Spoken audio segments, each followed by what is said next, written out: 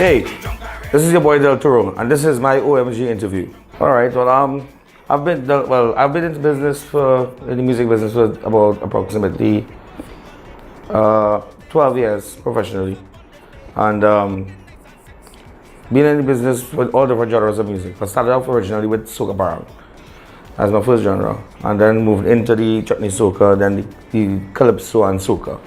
So this year, 2019, I came out with a song called No Drama. It's a groovy written by Preedy out of Island Boys Studios. So it's a groovy soca. This is my new hit for 2019. Sure, but before I go into all these songs, I want to mention the other songs I'm doing. Okay. Because it's not one genre I'm doing this year. I'm doing music for the chutney soca. I have a song called Jogawati. I actually have a song for 2018 in the soca parang industry out of the Optimus Rhythm Christmas Volume 4. It's called Toro's Poncho Crep. That came out. Yeah, and then I also have a calypso coming out called No Sense. And that's CENTS, right? Yeah, so but No Drama is I don't think it's a happy song.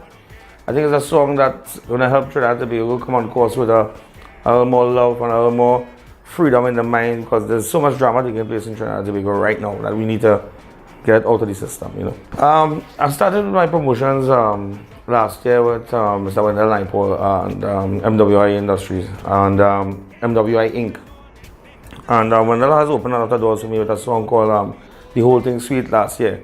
And I actually had the privilege of being in the Islam tour. I opened the show at Out in South, and I wanted to have the other show open for Keston Woodford Cafe.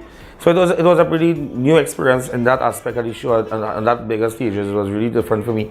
But this year we decided to continue, and since we got so much movement last year, and I got into the industry when they linked me with Island Boys Studios, and we got the song, and the production was really nice. It's a really great, fantastic production, and we have been doing some extreme work this year for sure into the regards of media and getting the marketing aspect of it, out there.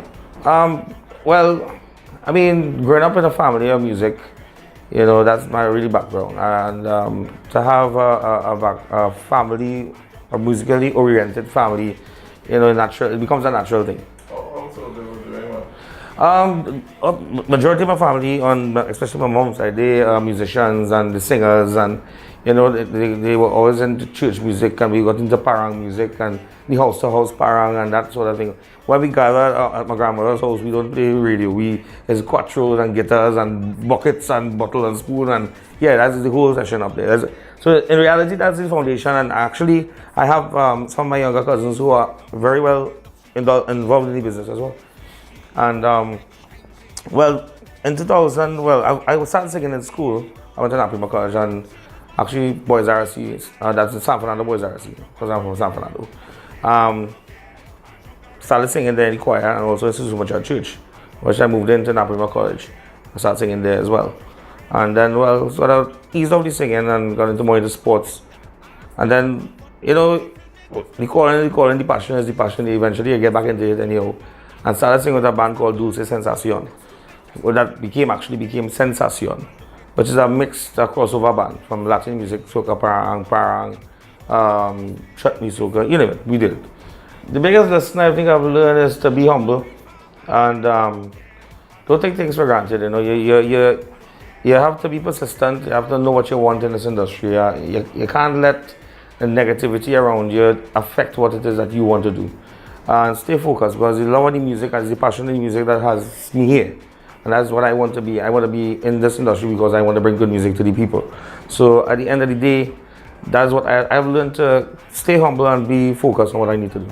Trinidad and Tobago music, I mean, this industry is something that I think a lot of young people need to get themselves involved in, because it's a way out. They have so much talent in Trinidad and Tobago.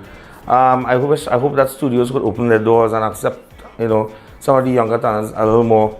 So, it'll help. I think it'll help control a lot of the nonsense that's been taking place out on the streets, because there's so many talented youths outside there. And I think the studios and by extension, even the artists like myself, and even the higher end artists need to actually start to endorse the youths and bring them in and rope them in. So at least we have something for them to do. you know, and harvest that talent. I think would have been definitely last year, or that'll be this year, opening for Out and South.